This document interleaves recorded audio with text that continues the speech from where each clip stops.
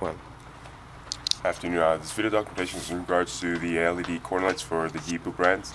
I know the reference guide that's included by Depot might be a bit confusing, so hopefully this video will be showcasing and clarifying a bit how to work with these sockets and the resistor that connects to the LED corner lights.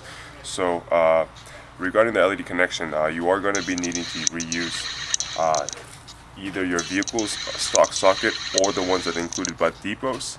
So being the case that these are LED corner lights, what this is actually mimicking is the base of the halogen bulb. So you can kind of see that.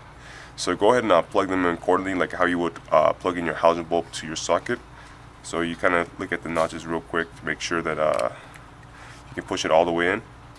Twist it so that it sticks.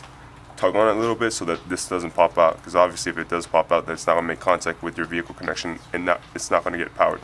So once it's firmly in, the next thing you're going to be doing is you got the black box resistor. Obviously you cannot connect these together because these are two male ends.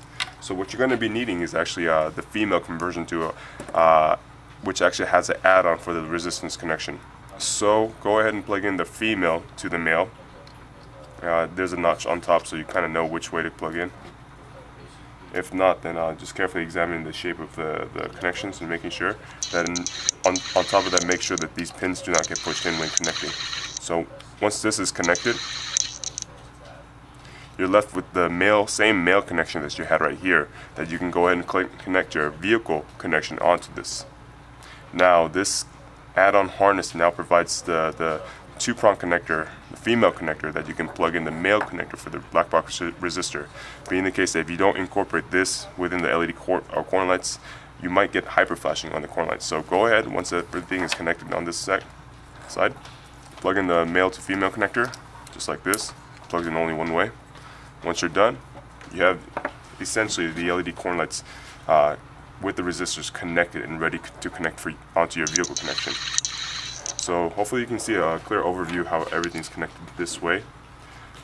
So the one last thing I want to mention to you, besides the resistance, if you want to peel the 3M tape or zip tie it against a safe place, that's one thing, is to make sure, just like your stock halogen corner lights, is once everything's done and working and you tested it, tuck all the wires inside here, place the socket in, twist to lock it.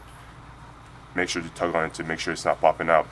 If you don't do this, you're going to have moisture leaking in, so you don't want that. Just kind of make sure that the gasket's facing down. You should be good to go. Again, this applies for the both versions of the LED corner lights. This is actually a clip-on version. I know some other might have a clip-on versus a screw-on, but the concept of the whole connection with the LED resistors are exactly the same. Hopefully this gives you a good overview. Thank you so much for your time.